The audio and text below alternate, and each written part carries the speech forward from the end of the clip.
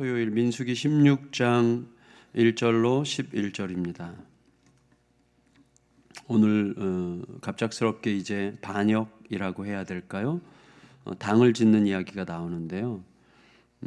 레위 지파, 그러니까 레위 지파는 이스라엘 12지파 중에 대단히 특별한 지파잖아요. 하나님께 예배하는 것을 그들의 그 삶으로 이렇게 임명받은 아주 특별한 지파인데, 이 레위 지파의 3대 손이죠. 레위의 아들의 아들이 고라인데, 이 고라를 중심으로 르우벤 자손이 합류해서 몇 사람이 당을 짓고 모세와 아론에게 척을 지었어요. 1절 2절을 읽겠습니다. 1절 2절 시작. 레위의 증손 고핫의 손자 이스할의 아들 고라와 르우벤 자손 엘리압의 아들 다단과 아비람과 벨렛의 아들 오니 당을 짓고 이스라엘 자손 총회에서 택함을 받은 자 곧 회중 가운데서 이름 있는 지휘관 250명과 함께 일어나서 모세를 거스르니라.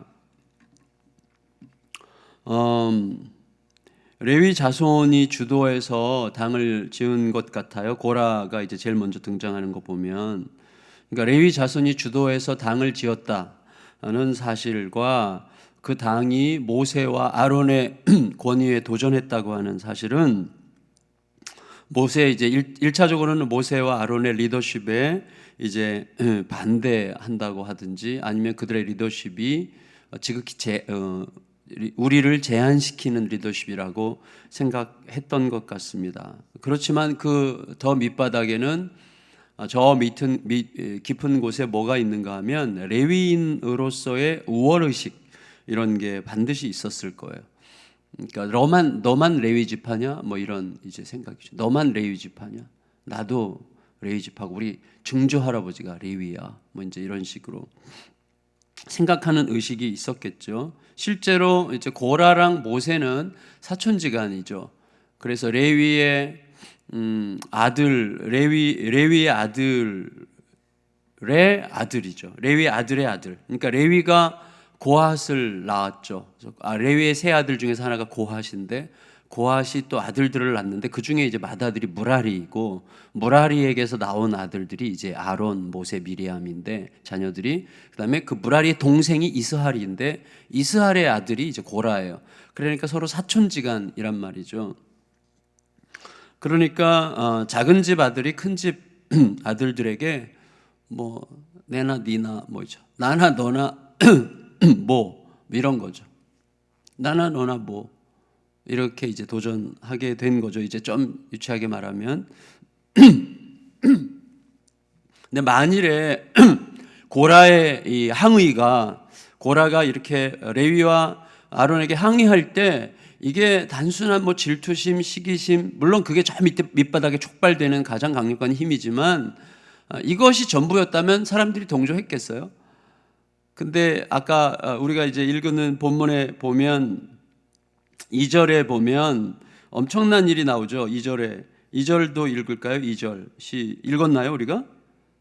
2절도 읽었죠. 그러니까 여기 보면 회중 가운데서 이름 있는 지휘관 250명이 이제 거기 동조한단 말이죠. 그러니까 이게 단순한 어떤 개인적 항의라고 보기 어려운 거죠. 만일에 고라의 항의가 정당한 항의요, 단순한 자신의 어떤 의견 개진이었다면 이렇게 대규모로 당을 짓지도 않았을 것이고 당이 만들어지지도 않았겠죠. 그만큼 사람들에게 이 고라의 논리가 먹혔고 먹힐 만한 사람들의 마음이 있었던 거죠. 이제 가장 기본적으로는 이 고라가 당을 지은 것은 자신의 존재감에 대한 강조죠. 결국 우리가 싸우는 문제, 저도 그렇고 우리 모두가 결국 싸우는 문제는 존재감과의 싸움인 것 같아요. 내 존재감을 입증하려고 하는 마음이 너무 강한 거예요. 아무리 부인하려고 해도 저 밑바닥에서, 그래서 끝까지 멸시당하는 자리를 못 견디는 것이죠. 그러니까 십자가를 우리는 못 견뎌요. 십자가, 내가 거기까지 가야 되나, 이런 생각이 드는 거죠. 제가 무슨 전에 무슨 영화를 한 편 봤는데, 무슨 악당인데 악당이 자기 부하에게 얘기해요. 자기는 과거에 시베리아에 유배됐을 때 막 손가락이 동상이 걸려서 동상으로 내가 죽지 않으려고 동상 걸린 손가락을 이빨로 물어서 다 뜯어서 살았다. 그래서 여기 손가락이 다 없는 거죠. 그러니까 너 내 말대로 자대로 안 했으니까 너 나한테 기회를 받으려면 내 앞에서 손가락 물어 뜯어. 손가락을 자르라는 거예요, 이빨로. 우리가 지금 말은 이렇게 하지만 실제로 그 상황이 되면 이게 잘리겠어요? 그래서 내가 이빨로 손가락을 자르는 대신 그때 총 맞아 죽더라고요. 되게 제가 이제 무슨 말을 하는가 하면요, 실제를 얘기하는 거예요. 실제, 우리의 삶의 실제. 우리가 십자가를 얘기할 때는 이제 고난주간 이제 다가오는데 십자가 얘기할 때는 십자가 그래 져야지, 십자가를 질 수 있을 것 같은데 실제로 내 존재가 십자가를 져야 되는 상황이 되면요 확 살아나죠. 여기서부터 밑바닥에서 확 살아나죠. 내가 뭐 이렇게 되는 거죠. 그래도 내가 여태까지 어떻게 살았는데 이게 나오는 거예요. 십자가 위에서 곱게 죽는 것은요 정말 이거는 우리의 삶에서 힘든 겁니다. 그러니까 결국 이 존재감 싸움인데, 그래서 날마다 죽지 않으면 그때 가서 절대로 못 죽어요. 날마다. 그러니까 오늘 못 죽으면 그때 못 죽는 거죠. 그래서 매일 죽어야 되는 거죠.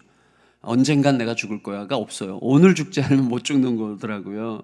그러니까 여러분, 하나님께서 이 고라가 당을 지은 것은 이제 자기 존재감에 대한 강조인데 그걸 용의주도하게 관철시키려고 하는 건데, 하나님께서 당 짓는 것을 굉장히 싫어하시는 이유가 뭐예요? 이런 자기 존재감을 입증하려는 욕망, 곧 자기 숭배적 요소가 상당히 들어가 있기 때문이에요. 그래서 고라의 당에 르우벤 자손 중에 유력한 자들이 거기 가담했던 것은 아마 어릴 때부터 친구였거나 아니면 상당히 고라의 리더십이 만만치 않은 힘을 가졌다는 것을 보여주는 거죠. 굉장히 설득력이 있고 호소력이 있고 그리고 상당히 합당한 논리를 펼치는 사람이었을 것 같습니다. 이 고라당에 이스라엘 총회에서 선택한 250명의 지휘관들이 가담했다는 건 이거 보통 일이 아니죠. 엄청난 일이죠. 엄청난 일이죠. 250명이 그게 장난입니까? 그것도 지휘관들, 엄청난 리더, 영향력을 가진 사람들 250명이 가담했다는 것은요, 이 고라의 논리가 상당히 설득력이 있었다는 것이죠. 그러니까 사람들이 고라의 말을 들었을 때 맞아, 정말 그거인 것 같아 라고 생각할 만한 그런 설득력이 있었던 것이죠. 그런 어떤 상황이 되었던 것이죠. 그러니까 고라당이 제기한 문제가 뭐예요? 3절 읽겠습니다. 3절 시작. 그들이 모여서 모세와 아론을 거슬러 그들에게 이르되 너희가 분수에 지나도다. 회중이 다 각각 거룩하고 여호와께서도 그들 중에 계시거늘 너희가 어찌하여 여호와의 총회 위에 스스로 높이느냐, 이거예요. 그러니까 이들이 하는 말은 뭐예요? 한마디로 모세와 아론이 지금 참 주제넘는 자들인 것 같다. 주제넘는 거고 분수에 지난다. 뭐 이런 말이죠. 그러니까 사실 고라당의 주장을 굉장히 긍정적으로, 대단히 긍정적으로 말한다면 이들은 일찌감치 만인 제사장론을 펼치는 사람들이죠. 만인 제사장론이에요.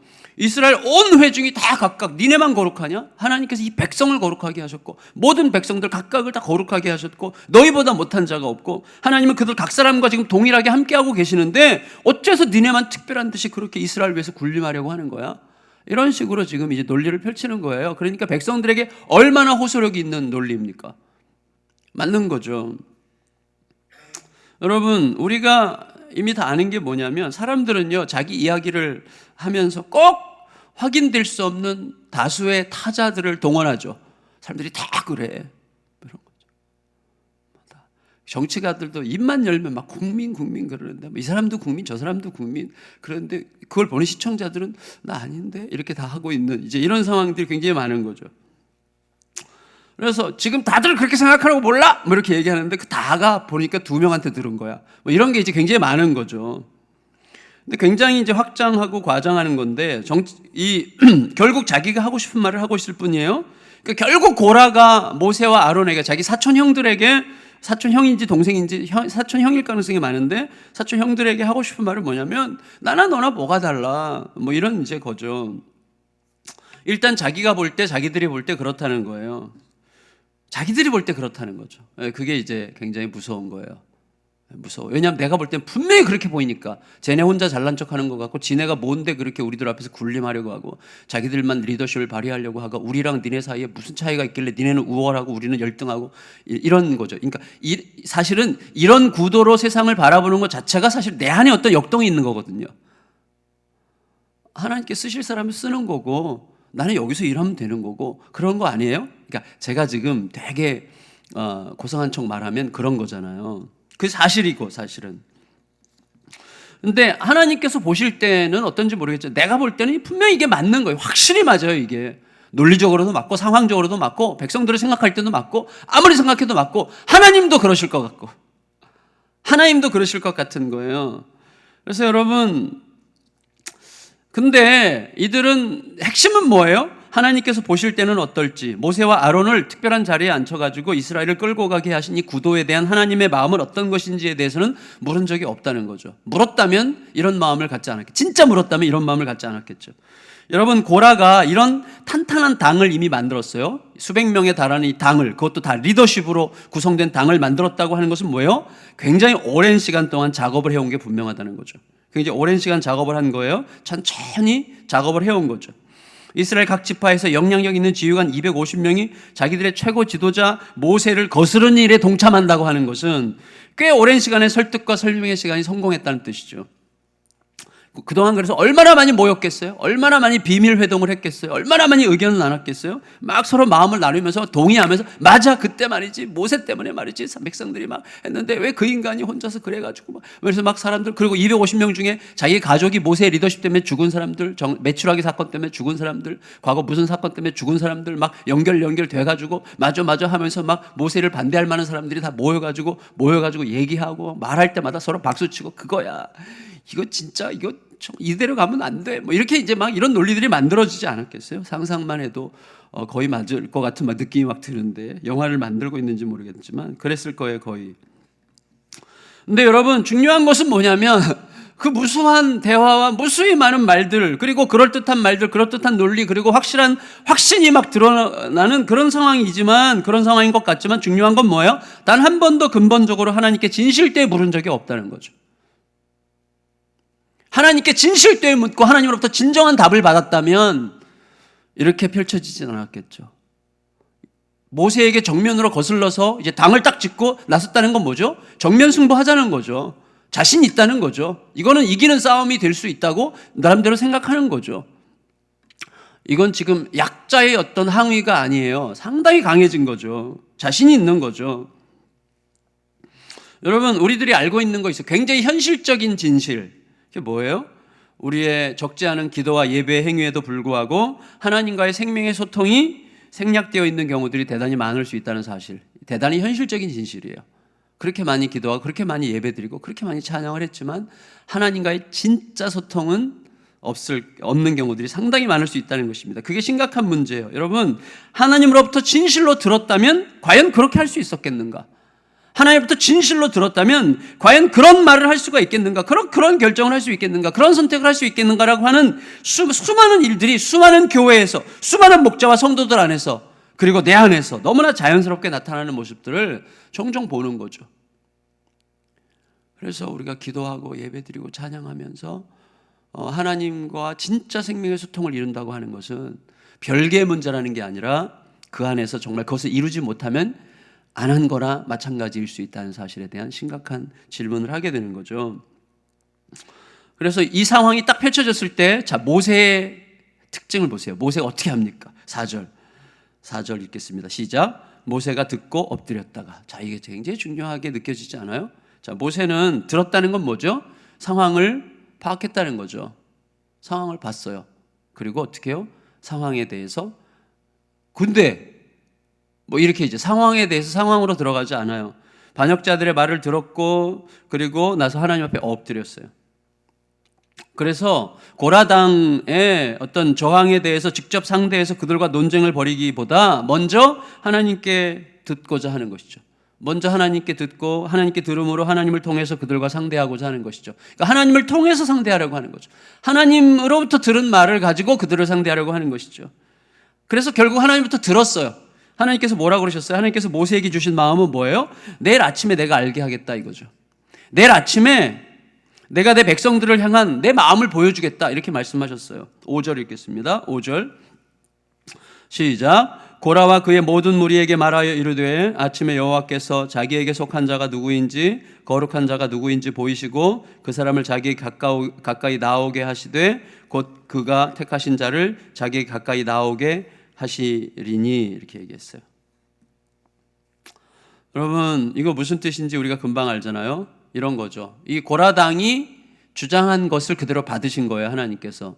그래 너희 그렇게 얘기했지. 너희 말에 따르면 모든 회중은 다 각각 거룩하고 여호와께서 함께 하시는 자들이라고 너희가 분명히 얘기했지. 실제 그 말에 대해서 내가 내일 아침에 답을 줄게. 이렇게 하나님께서 대답하시는 것이죠.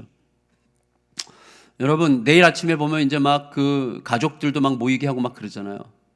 그러니까 다 의견을 나눴다는 것이죠. 가까운 사람들이랑 다 의견을 나누고 동조자들을 모으고 지금 모세 앞에 서 있는 사람들은 250명의 지휘자과 고라와 레위 친구들, 르우벤 지파 친구들을 중심으로 250명의 지휘관들이 이 사람들이 대표자들이지만 그들 뒤에는 얼마나 많은 가족들이 동의하는 마음으로 있겠어요. 교회에 딱 문제가 생기면요. 딱 교회 목사와 누군가의 문제가 딱 생기면요. 딱 반대하는 분들과 그의 가족들. 근데 그의 그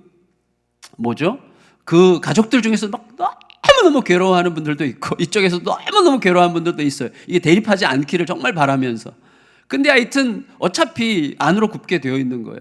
그래서 이 고라당과 그에 가까운 사람들이 얼마나 많겠어요. 얼마나 많겠어요. 그리고 유력한 집안인데. 그래서 하나님께서는요, 너희가 주장한 그 주장에 대해서 내가 답을 주겠다 이렇게 말씀하시는 거예요. 너희가 모든 회중은 각각 거룩하고 그리고 모든 회중과 하나님께서 함께 하신다고 주장했는데 그것에 대해서 내가 답을 주겠다라는 말씀을 하신 것이죠. 여러분 하나님께 속한 자는 거룩한 자죠. 또 하나님께서 택하신 자죠. 하나님께서 가까이 하시는 자죠. 그건 맞아요. 근데 하나님의 사랑의 신비는 뭐 어디에 있어요? 하나님 모든 사람을 사랑하시지만 아무나 사용하시지 않는 거죠. 그렇다면 예수님께서 12제자를 뽑으실 필요가 없잖아요. 물론 12제자 중에 그렇다고 무슨 특별함이 있는 게 아니잖아요. 평범한 사람이잖아요. 그러나 그들은 아무나는 아니잖아요. 이게 하나님의 사랑의 신비예요. 12제자는 모든 사람 중에 어떤 사람이에요. 하나님 모든 사람을 사랑하시고 누구든지 쓰실 수 있으세요. 아무나 쓰시는 건 아니에요. 기도하고 밤새 기도하고 12명을 세우셨어요. 거기에 하나님의 신비가 있는 거죠. 그거 모르는 거예요. 가만히 보면 베드로보다 더 훌륭한 사람이 옆에 많아요. 동네에. 왜 베드로야? 밤새 기도해놓고 뽑은 게 왜 베드로야? 내가 더 훌륭한데라고 생각할 수 있잖아요. 모르는 거예요. 그 안에 신비가 있는 거죠. 무슨 모세가 고라보다 훨씬 더 지적으로나 모든 면에서 탁월성이 있어가지고 뽑은 면이 있다. 우리가 뭐 그런 근거들을 제시할 수 있겠지만 그거라면 하나님의 은혜를 말할 수 있는 자리는 없잖아요. 모세보다 더 나은 사람들이 왜 없었겠어요? 있었겠죠. 그러나 모세가 누구보다 온유했고 그다음 누구보다 리더십이 탁월했다는 것은 모세 개인의 캐릭터가 아니라 뭐죠? 하나님에 대한 모세의 태도죠. 그러니까 하나님께서 모세를 선택하셨고 그 은혜에 대한 모세의 반응을 얘기하는 것이지 모세의 고유한 어떤 캐릭터를 얘기하는 건 아니겠죠. 물론 그런 성향이 없진 않았겠죠. 그 안에 무슨 신비가 있는 거예요. 근데 어쨌거나 여러분 따라서 하나님께서 구별하실 거라고 이야기하시는 것이죠. 하나님은 자기들로서는 정당한 주장을 한다고 확신하는 반역자들의 무리들에게 구체적으로 하나님과 교통하는 기구인 향로와 불, 향로와 불은 뭡니까? 우리로 치면 기도죠. 하나님께 기도하고 예배하는 건데 향로와 불을 준비하게 하세요. 그래서 향로와 불의 예배 행위를 보고 하나님께서 가인과 아벨의 제사를 통해서 어떤 제사를 받고 어떤 제사를 안 받는가 하는 것을 똑같이 향로와 불을 들고 나와라. 내가 누구의 것을 받는지를 내가 너에게 보여주겠다. 이렇게 이제 얘기하시는 거예요. 6절 7절 읽겠습니다. 6절 7절 시작. 이렇게 하라. 너 고라와 내 모든 무리는 향로를 가져다가 내일 여호와 앞에서 그 향로에 불을 담고 그 위에 향을 두라. 그때 여호와께서 택하신 자는 거룩하게 되리라. 그렇게 얘기했어요. 그러니까 여러분 보세요. 이 하나님의 말씀을 듣고 나서 고라당 사람들은요 얼마나 하나님을 가까이 하고 싶은 마음이 생겼겠어요. 자, 결정은 언제 나는 것이죠? 내가 하나님과 진짜 소통한 거냐. 여기서 결정이 나겠죠. 내가 하나님과 진짜 소통한 그걸 가지고 지금 앞에 나온 거냐, 아니면 내 확신 가지고 하나님도 이렇게 생각하실 거야 라는 생각을 가지고 나온 거냐에 따라서 모든 게 결정되는 것이죠. 고라 당이 진작에 하나님으로부터 진짜 들었다면 이 자리까지 오지도 않았겠죠. 하나님으로부터 다른 대답을 들었겠죠. 그게 모든 걸 가르는 거예요. 얼마나 무서워요. 그게 모든 걸 가르는 거예요. 고라 당이 하나님 앞에 그렇게 많이 모였을 때마다 하나님으로부터 진짜 듣고자 했더라면, 근데 못 들어요. 왜 못 듣죠? 이미 내 안에 결정되어 있으니까. 내 욕망에 의해서 어떤 것이 결정되고 이게 옳아라는 전제를 갖고 이 확신을 가지고 있으면요, 하나님으로부터 들으려고 하지 않게 돼요. 하나님으로부터 못 듣게 됩니다. 그게 무서운 거예요.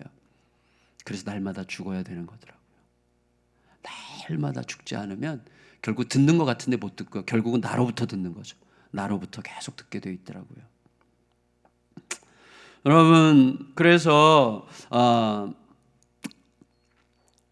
모세의 말은 너희들이 나와 지금 아론을 참 너희가 참 분수에 지난다 이렇게 말하고 있는데, 내가 볼 때는 너희들이 좀 지금 분에 넘치는 주장을 하고 있는 것 같다 이렇게 얘기했어요. 지금 모세가 끝에 7절 끝에 레위 자손들아 너희가 너무 분수에 지나치느니라 그랬어요.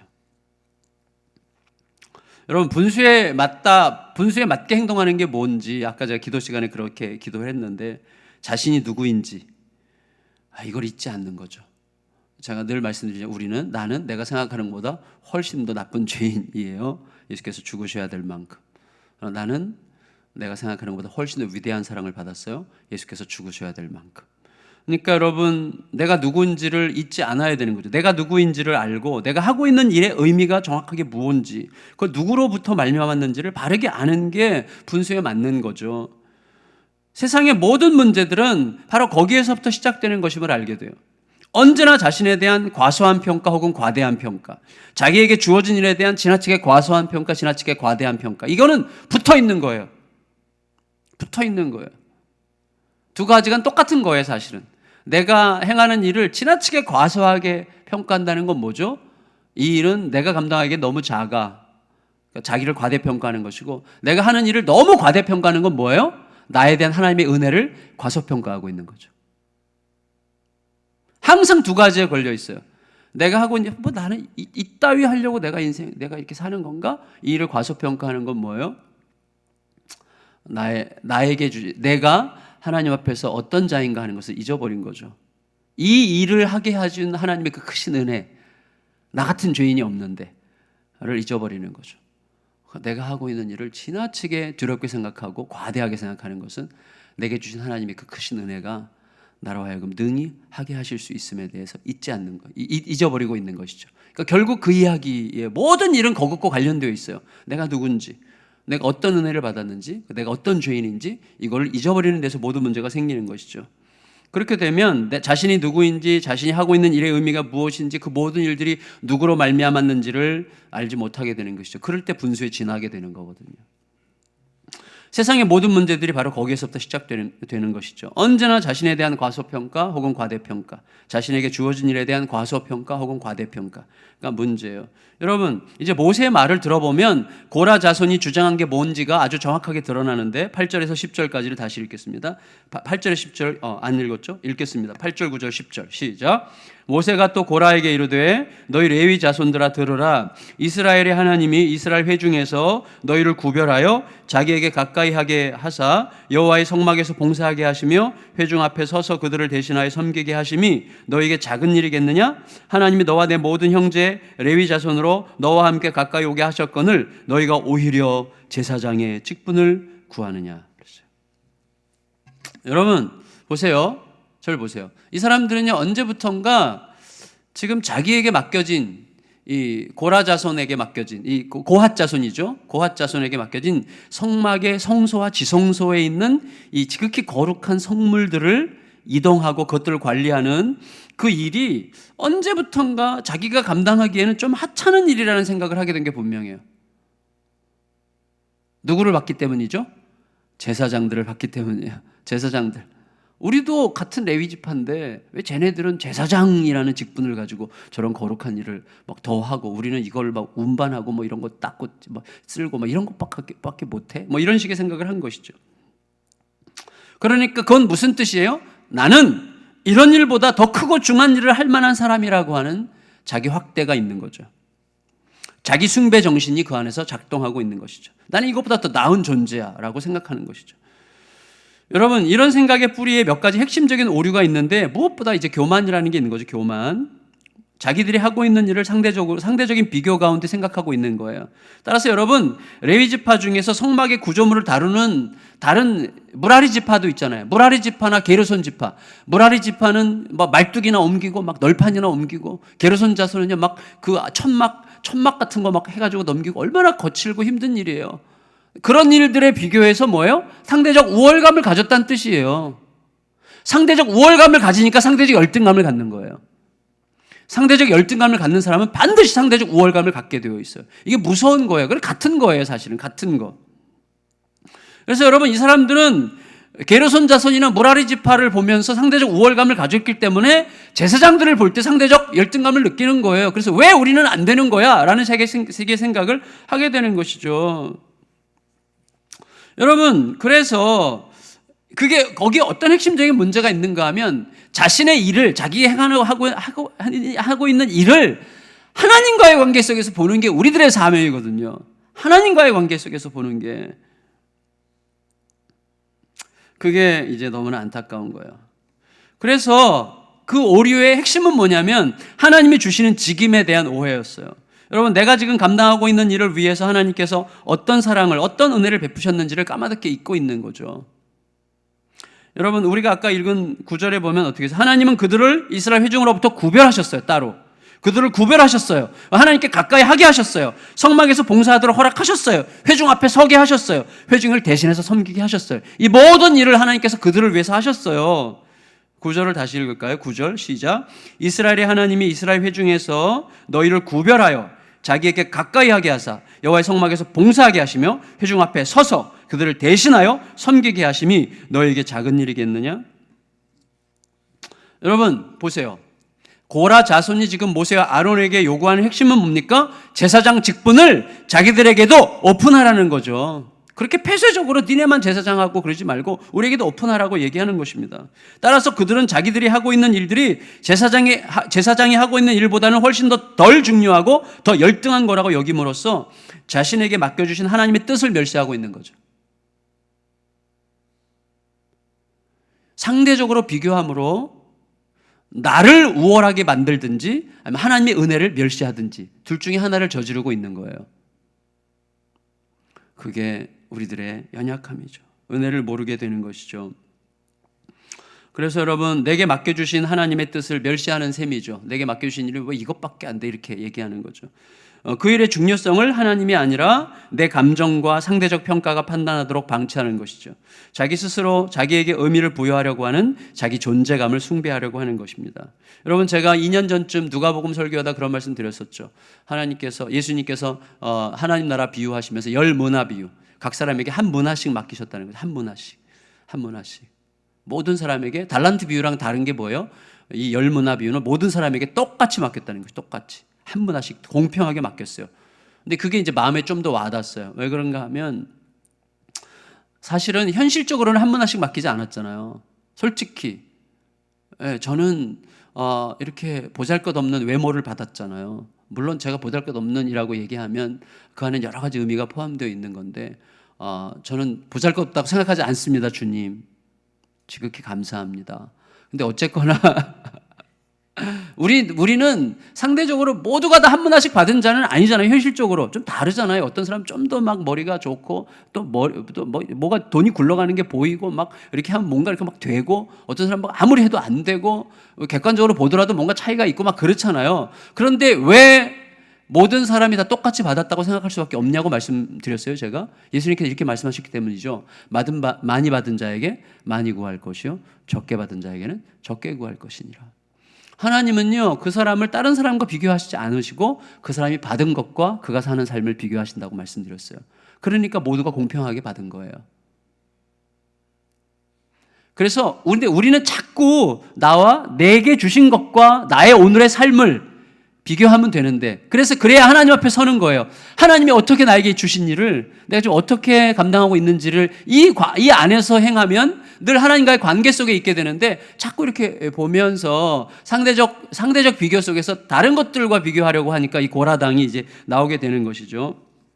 그래서 결국은 우리를 이끄시는 하나님과 그의 뜻을 거스르게 되는 마음을 갖게 되는 것입니다. 말씀을 정리할게요. 여러분, 우리는요, 그가 제사장이어서가 아니에요. 그가 성직자여서가 아니라 하나님께서 그를 거기에 세우셨기 때문에, 그가 하나님의 형상이기 때문에 그를 존중해야 되는 자들이에요. 그러니까 만일에 목회자가 성도들을 볼 때 나는 목회자와 성도들 사이에 무슨 차이가 있겠어요? 근데 그런 걸 가지고 뭔가를 상대적 우월감을 느끼려고 하는 순간 그는 하나님 멸시하는 거라니까요.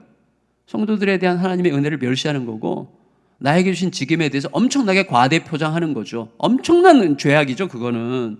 근데 우리들 사이에도 마찬가지인 거예요, 서로가. 우리는 그가 어떤 직분을 가졌기 때문에, 그가 제사장이기 때문에, 그가 성직자이기 때문에 그를 더 존중해야 되는 게 아니라 하나님이 그를 거기에 세우신 것 때문에, 그가 지금 어떤 일을 하든지 간에 하나님으로부터 말미암은 거라는 사실로 인해서 우리는 존중해야 되는 사람들이죠. 그러니까 우리가 누구를 멸시하겠어요? 누구를 우습게 생각하겠어요? 절대로 할 수 없는 일이죠. 우리는 세상 모든 사람들에 대해서 결코 어떤 상대적 우월감이나 상대적 우월감의 또 다른 얼굴, 상대적 열등감을 가질 수 없는 자들이라는 사실을 한순간도 잊으면 안 돼요. 내가 누구인지를 알기 때문에, 내가 어떻게 해서 여기 있는지를 알기 때문에 절대로 그런 식으로 우리 자신을 움직이면 안 되는 것이죠.